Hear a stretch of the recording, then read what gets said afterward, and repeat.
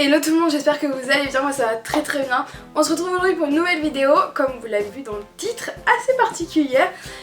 Depuis que j'ai commencé ma chaîne, c'est quelque chose qu'on me demande quand même pas mal cette vidéo et je me suis jamais sentie prête vraiment à en parler. Je vais vous expliquer pourquoi. Mais aujourd'hui, c'est le moment, on va en parler, je pense que c'est important d'en parler. Du coup vous avez compris, on va parler comment se remettre d'une rupture.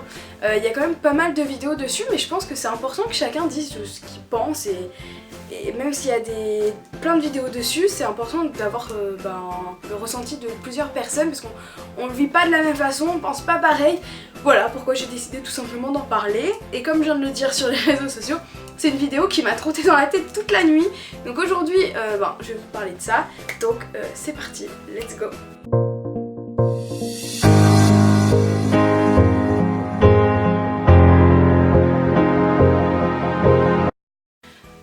Aujourd'hui, je vais vous parler un peu de comment se remettre d'une rupture, comment moi j'ai fait pour me remettre d'une rupture.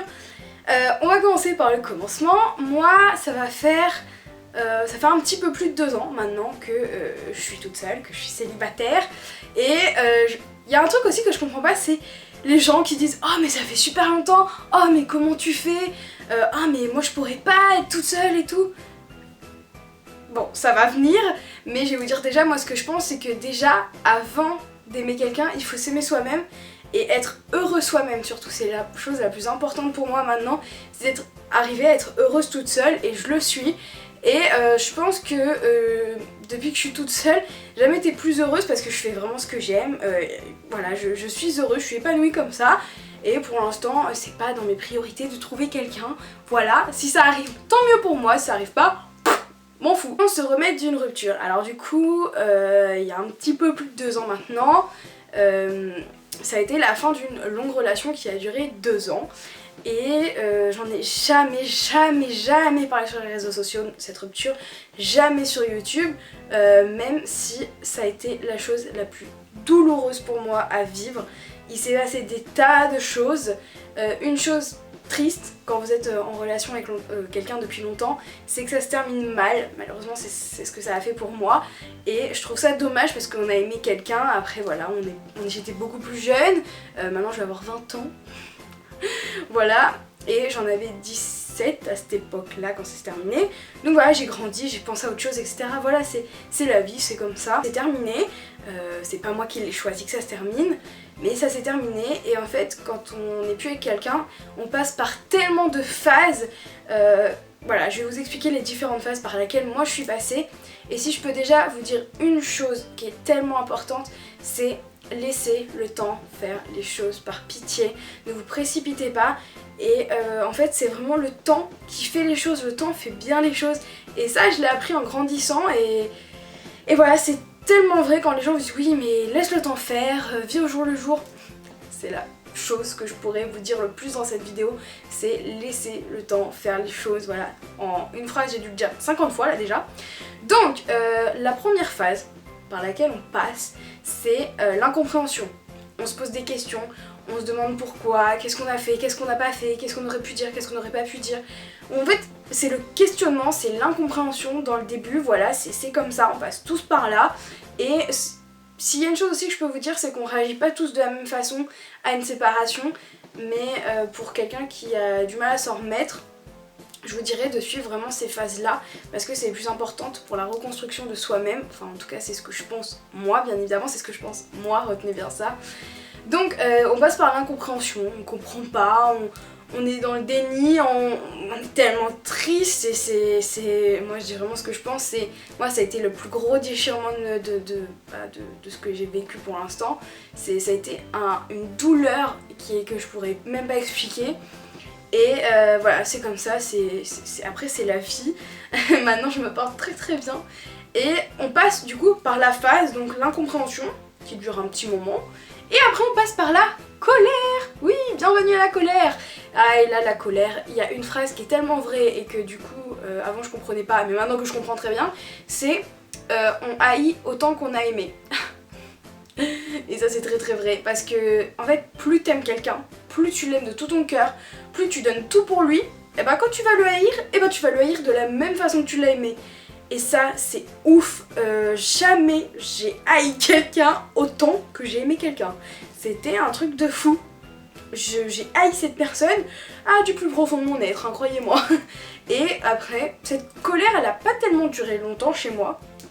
Et, ah oui, avant aussi, je pose juste le contexte, moi, ma reconstruction de moi-même, ça a duré entre 1 an et demi. Voilà, il y a une chose moi que je dis quand on se sépare de quelqu'un, il faut faire un deuil, un vrai deuil.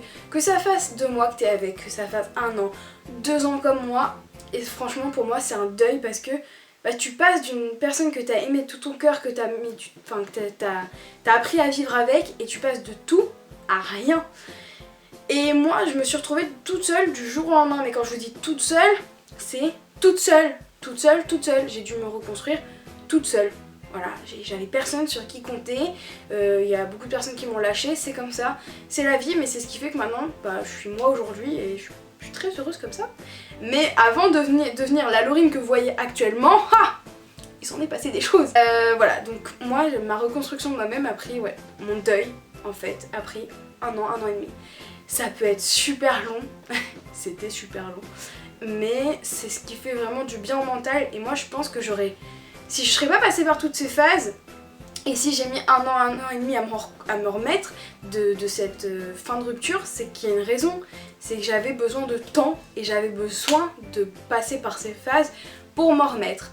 Du coup on était à la phase colère. Après la phase colère, qu'est-ce qu'on a? On a la phase en fait où tu sais pas trop en fait. T'es en mode est-ce que j'ai envie de le réaimer? Est-ce que j'ai vraiment pas envie? Est-ce que je le haïs? Pourquoi? En fait, t'es dans la phase où t'as tout. T'as tout, tu sais pas. T'es dans cette phase où je sais pas. Et après cette phase où tu sais pas, ou moi qui a pas duré vraiment très longtemps, j'ai eu la phase où je vais sortir, je vais essayer de le remplacer. Pire chose au monde à faire, essayer de remplacer quelqu'un, c'est pas la bonne solution. Il faut d'abord apprendre à faire le deuil. Et après de passer complètement aux choses quand la page est complètement fermée en fait. Vous pouvez pas avoir une page ouverte, avoir quelque chose en cours, écrire autre chose, et puis continuer sur cette page parce qu'ensuite ça va revenir au galop, c'est clair, net et précis. Donc non, ça c'est la pire chose à faire, de vouloir remplacer quelqu'un, c'est la mauvaise chose à faire. Et c'est un peu par ça que je suis passée, mais ça n'a pas duré tellement longtemps parce que, bien évidemment, qu'est-ce qui est revenu au galop? Le fait de réaimer la personne, voilà. D'avoir espoir. Alors ça a été la plus grande phase de toutes les phases qu'il y a eu, c'est-à-dire que j'avais encore espoir. Je sais pas pourquoi et je pourrais pas vous expliquer pourquoi. Il y en a ils connaissent pas cette phase et ils l'ont peut-être jamais vécu, mais moi ça a été la plus grosse phase. Ça a duré des mois et des mois et des mois où j'avais espoir que cette personne revienne, où je l'aimais encore, puis des fois je l'haïssais un peu mais je l'aimais et je savais pas trop me positionner, mais je savais qu'au fond de moi voilà, après on n'oubliera jamais une personne, ça c'est clair, net et précis, et ça je l'ai appris avec le temps, que un jour ou l'autre, quand tu passes après par cette phase où t'as espoir, où tu l'aimes, je suis passée par la dernière phase qui a été juste d'accepter en fait, et où, le jour où je me suis rendu compte qu'en fait j'étais guérie, c'est le jour où j'ai pu parler à quelqu'un sans ressentir de la colère, sans ressentir de la haine, sans ressentir de l'espoir, sans ressentir de l'amour. Juste, je ressentais rien, à part que ça a été quelqu'un qui a fait partie de ma vie et qui ne fait plus partie maintenant, et que ça a été une personne qui a beaucoup compté et qui ne compte plus maintenant. Voilà, à partir du moment où j'ai compris ça et où j'ai ressenti ça, là je me suis dit waouh, t'es guérie, c'est fini, t'as plus espoir, t'as plus de colère, t'as plus de rancœur, t'as plus rien, et c'est fini. Et c'est ça que je me suis rendu compte après 1 an et demi. Alors c'est hyper long quand on le vit, parce que du coup tout ça vous me connaissez à travers les réseaux sociaux, vous me connaissez à travers ma chaîne, et tout ça vous en êtes jamais forcément douté, parce que j'en ai jamais parlé nulle part, parce que voilà, c'était au fond de moi, je faisais cette thérapie au fond de moi de guérir, et en fait chaque jour je me disais Laurine, il faut que tu apprennes à être heureuse seule, à t'aimer toi, à faire ce que t'aimes, à vivre pour toi et à penser à toi. chose que je n'ai quasi jamais fait, et de faire vraiment les choses qui me plaisent, d'avoir mes centres d'intérêt à moi, d'avoir ma vie à moi, construire ma vie à moi. Et tout ça, ben du coup là après plus de 2 ans, ben, je sais enfin le faire. Et je crois que c'est ma plus grande victoire. Donc du coup, une fois que je suis passée par toutes ces phases, en fait, c'est comme ça que j'ai réussi à me reconstruire et à être la Laurine que vous voyez aujourd'hui. Et en fait, j'ai toujours été une fille qui avait besoin de compter sur les gens, qui aimait beaucoup trop les gens. Je suis quelqu'un qui s'attache énormément et qui, quand je donne, en fait, je sais pas donner à moitié. Moi, c'est soit je donne tout, soit je donne rien. Je n'ai pas de juste milieu. Que ça fasse une semaine que je te connais, 2 semaines, 1 mois, 1 an, 2 ans, je te donnerai le tout, tout, tout. C'est-à-dire, je sais pas doser, c'est vraiment un réel problème, mais c'est que je suis entière, je suis comme ça, je sais pas doser. Si je t'aime à la folie, je t'aime plus que tout. Si je te déteste, je te déteste, il n'y a pas de juste milieu. Voilà, je suis entière, je suis comme ça. Et du coup, ben, quand t'aimes une personne, et que du coup je suis restée 2 ans avec une personne, ben, je l'ai tellement aimée, tellement, que ben, quand ça s'est fini, c'est tout mon monde qui s'est écroulé. Tout qui s'est écroulé et je savais plus en fait, je savais plus vivre. C'est ouf d'en arriver là, d'être tellement attachée à quelqu'un que tu sais plus vivre. Mais je me suis dit, mais Laurine, c'est quoi ce délire? En fait, tu sais pas vivre seule. Comment ça se fait? Tu vis trop pour les autres, t'es trop attachée aux autres, t'aimes trop les gens. Et du coup, ben j'ai décidé de me reconstruire et de changer. Je me suis dit, tu peux plus vivre ce que t'as vécu. C'est mort. J'en verrai d'autres, hein. J'ai que 20 ans, je verrai peut-être des choses encore pires. Je ressentirai peut-être des choses encore pires.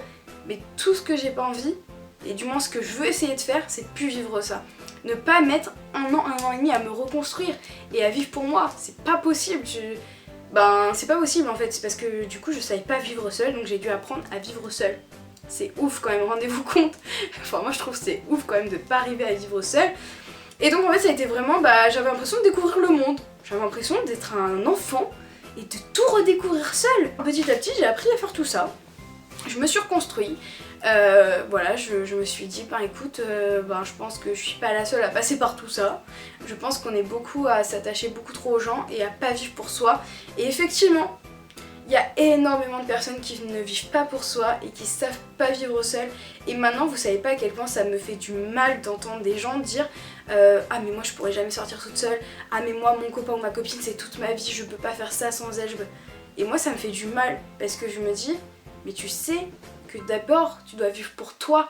Ta vie c'est ta vie, tu dois vivre pour toi-même. Être heureux toi-même c'est la chose la plus belle pour moi au monde et tu dois être heureux toi avant d'aimer les autres. Enfin, la pente elle est tellement dure à remonter que je me dis c'est triste en fait de toujours s'attacher à des gens et voilà, de pas assez vivre pour soi. Je trouve ça dommage, donc vivez pour vous. Voilà, vraiment, c'est la chose que je peux vous dire.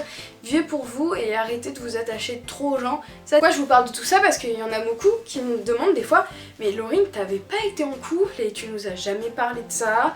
Je reçois plein de messages genre t'es en couple, t'es pas en couple. En fait on sait pas, on sait plus parce qu'il y en a qui m'ont connue parce que j'ai créé ma chaîne le 1er juillet 2017.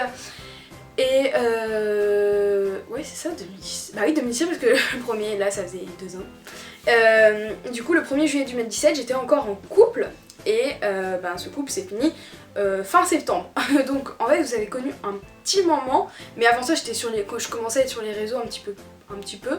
Donc ouais, il y en a qui ont connu un petit peu cette phase où j'étais en couple et après plus rien du jour au lendemain, je n'ai rien dit, jamais j'en ai parlé.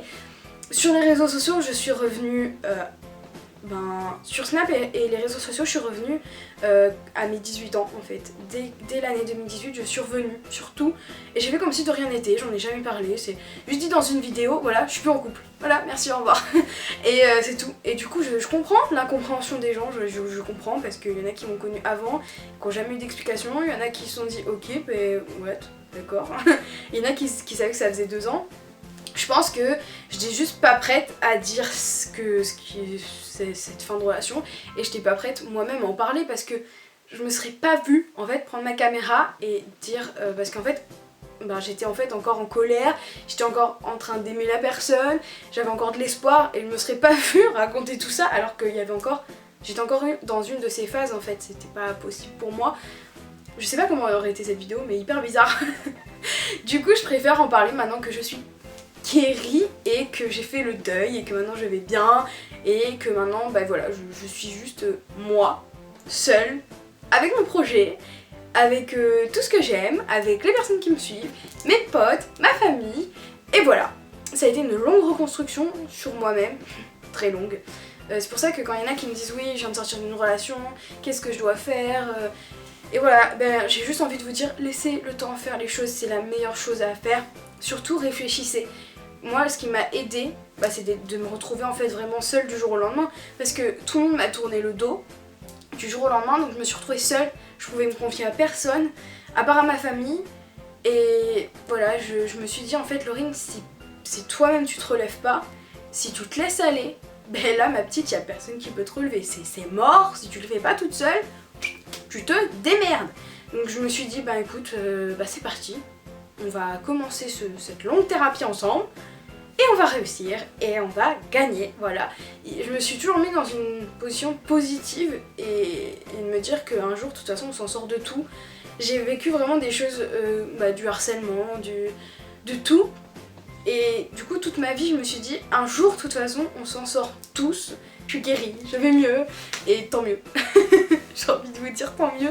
Et c'est pour ça que je souhaite à tout le monde, et toutes les personnes qui me regardent, que si vous passez par une fin de relation, vous guérirez, ça prendra du temps, le temps qu'il faudra. Si ça met longtemps, c'est parce que vous en avez besoin. Prenez le temps qu'il faut, et s'il vous plaît, aimez-vous, et prenez du temps pour vous. Voilà, c'est tout ce que j'ai à vous dire. J'espère que cette vidéo vous a plu. J'espère que ça vous fait du bien, que je vous parle à cœur ouvert. En tout cas, moi, ça me fait énormément de bien. Et du coup, je vous dis à très bientôt pour une nouvelle vidéo. Bisous!